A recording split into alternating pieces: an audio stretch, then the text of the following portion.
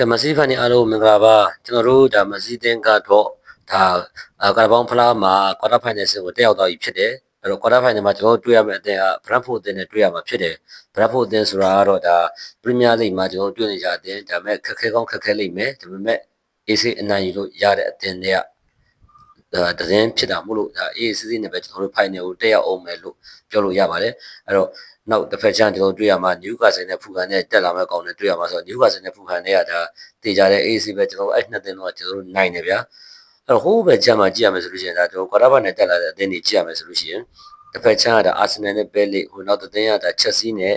ဒါကာဂျစ်အသင်းဆိုတော့ကြာတေချာတဲ့အာဆင်နယ်သုံးမဟုတ်ချက်စီဟိုဘက်ချမ်းတက်လာလိမ့်မယ်အဲ့တော့ဒါ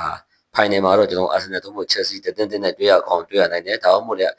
ခရစ္စတယ်ဘဲလီကအသင်းကြီးတွေဒီဟာဒီမှာဖြုတ်နေတာဖြစ်တဲ့အတွက်ဒါ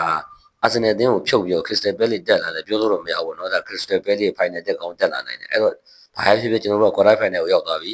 ကွာတာဖိုင်နယ်ရောက်ပြီဆိုတာမို့ရောက်ပြီဆိုတဲ့အတွက်ကြောင့်မို့ဒါဖလားတစ်လုံးအတွက်ဒါလက်မှတ်တစ်စောင်ရသွားပြီလို့ပြောလို့ရပြီနောက်ထပ်ဒါကွာတိုင်းပြီးစီမီပြင်ဖိုင်နယ်နောက်ထပ်3ပွဲသာကြော်ဖြတ်လိုက်တာနဲ့ဒါဖလားတစ်လုံးအတွက်တေချာသွားပြီပေါ့နော်အဲ့တော့ကာရာဘောင်းဖလားဆိုတာအင်္ဂလန်မှာတဘိုးမရှိတဲ့ဖလားလို့ပြောလို့ရပေမဲ့ဒါအင်္ဂလန်ဘောလုံးဖွဲ့ချုပ်ကနေကြီးမှုကျင်းပတဲ့ဖလားဖြစ်တာမို့လို့ဒါလည်းတန်ဖိုးရှိတဲ့ဖလားလူရဝင်တဲ့ဖလားလို့ပြောလို့ရပါတယ်တချို့ကတော့အချွေဘူးဖလားကိုပဲမြန်မာကမရတဲ့အသင်းတွေကတော့ချွေဘူးဖလားလို့သုံးကြတယ်ပေါ့နော်ရတဲ့အသင်းကတော့ကိုယ်ရတဲ့ဖလားကိုတန်ဖိုးရှိနေအောင်ပဲခံကြရတာဖြစ်ပါတယ်အဲ့တော့ကျွန်တော်တို့အသင်းကွာတာဖိုင်နယ်ရောက်သွားပြီမို့လို့ဒါဖလားတစ်လုံးတော့လက်မှတ်တစ်စောင်ရောက်ပြီလို့ပြောလို့ရပါပြီဒါကျွန်တော်တို့နောက်ထပ်3ခွဲချက်ချုပ်ပြရတယ်ဖလားလုံးနဲ့သိချာသွားပြီလို့ပြောလို့ရပါပြီအဲ့တော့ညီတို့ဘယ်လိုထင်လဲကာရာဘောင်းဖလားကိုရောက်နိုင်မယ်လို့ထင်တာအလုံးစုံကျွန်တော်တို့ဖိုင်နယ်မှာတွေ့ရအောင်တွေ့ရနိုင်တဲ့အသင်းဟာအာဆင်နယ်သို့မဟုတ်ချက်စီသို့မဟုတ်ဒါခရစ္စတယ်ဘဲလီအဲ့3သင်းနဲ့တင်းတင်းကျွန်တော်တို့တွေ့ရနိုင်ပါတယ်ဘယ်လိုထင်ကြလဲဗျာကိုမမဝင်ရောက်ဆွေးနွေးကြပါဗျာ